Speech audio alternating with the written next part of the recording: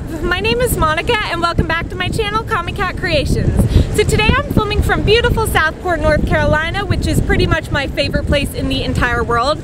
And you might actually recognize it from movies and TV shows like Safe Haven, A Walk to Remember, and Under the Dome, and all kinds of other stuff was filmed here too. But today I'm here filming and I'm doing an introduction for this DIY skater dress with the halter style top.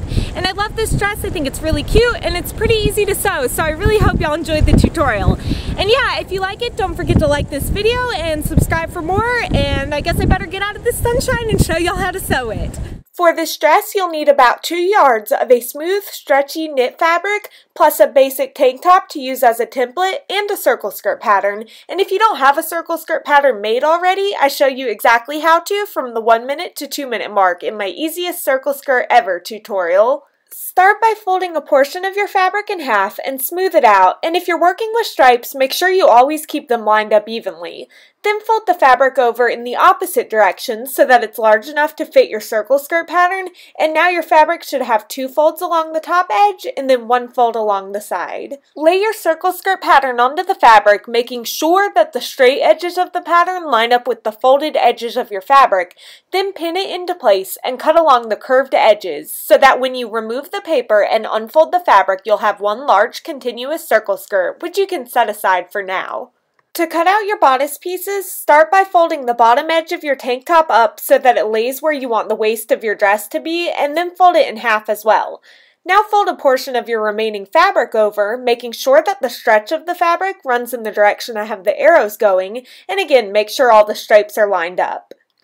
Lay that folded up tank top onto your fabric so that the center fold of the tank top lines up with the fold of your fabric, and then start cutting along the bottom edge of the tank top, making sure to cut a 1/2 inch below your template to allow for seam allowances, and then cut along the side, again with the 1/2 inch extra.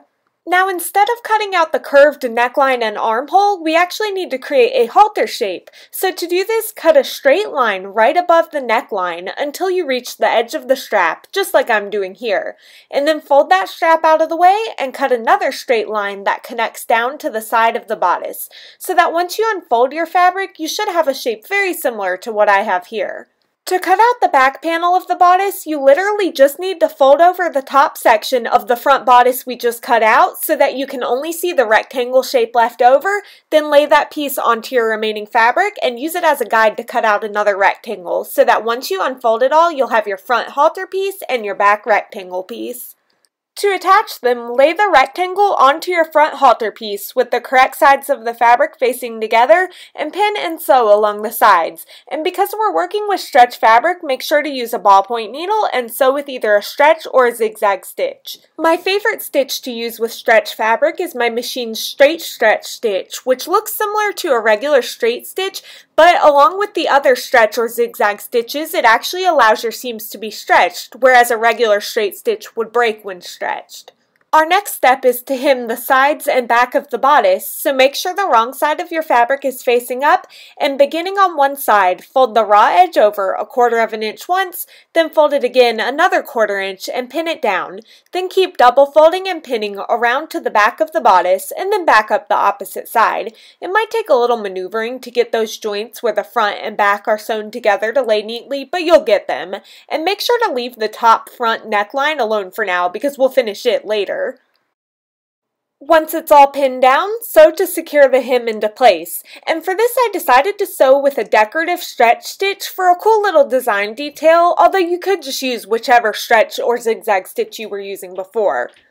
For the tie that goes around your neck, cut a long, thin rectangle that measures about 2.5 inches by however long you want it to be. Mine was about 45 inches. I had to lay mine into a curve to fit into the camera frame, but it is a rectangle shape like the diagram shows. Fold one edge of your tie in half and trim the end at an angle, and then do the same on the other end. Then, making sure you're folding with correct sides facing together, fold and pin the fabric in half along the whole length of the tie, and once it's all pinned, I just had to curve it to fit into the frame again. Use your preferred stretch or zigzag stitch and sew along the short angled edge and down one of the sides, stopping just before you reach the center of the tie, and then sew the same on the other side, again stopping just short of the center so that you leave a couple inch gap unsewn, and here you can see where I stopped stitching to leave that gap in the center. Grab something long and thin like a crochet needle and use it to push the short angled edge up through the tie, pulling it through that gap in the center to turn it right side out, and then do the same on the other end. To close up the gap, just sew right along that edge of fabric for the couple of inches needed to secure it shut, and don't worry if your stitches aren't perfect because that small section will be covered by the dress anyway. We need to create a casing along the neckline to slide our tie through, so with your fabric wrong side up, fold the top edge down 1/4 of an inch first, then fold it again another inch and pin it all down. Make sure the casing is big enough for your tie to fit through it, and then stitch along the fold to secure the fabric, and I just used the same decorative stretch stitch that I hemmed with for this.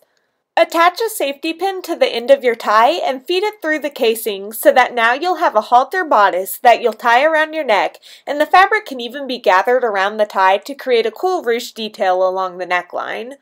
Using a tape measure, find the center front of the waist of the bodice and use a pin to mark this point, then do the same to mark the center back. The side seams represent the sides of your bodice.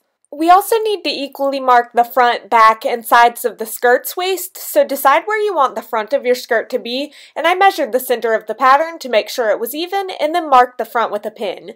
Then I did the same on the exact opposite side to mark the back, and then to find the exact sides, I folded the skirt in half so that the front and back pins were directly on top of each other, and now the edges of the half circle are the sides of the waist.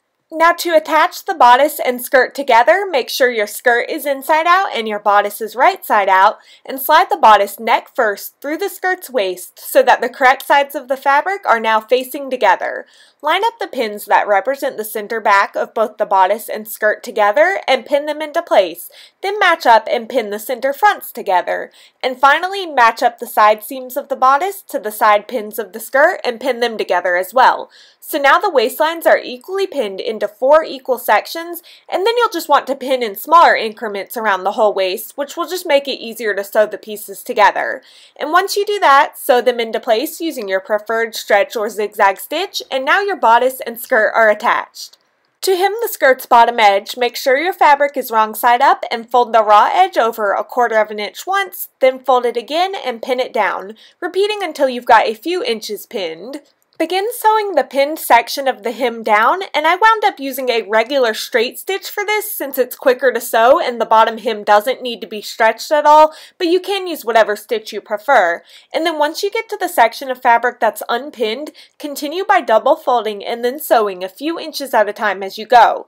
Folding as you sew is a bit quicker than pinning it all first, and you'll get into a rhythm until before you know it, your skirt is hemmed and you're all done with this project. Thank you for watching and happy sewing, y'all! I can do this. That was really good until I messed up.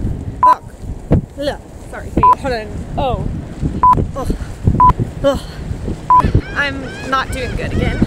I got distracted by the birds. Oh, there's 2 helicopters up there. Gotta wait for the helicopters to go by, but this is a tough job, you know.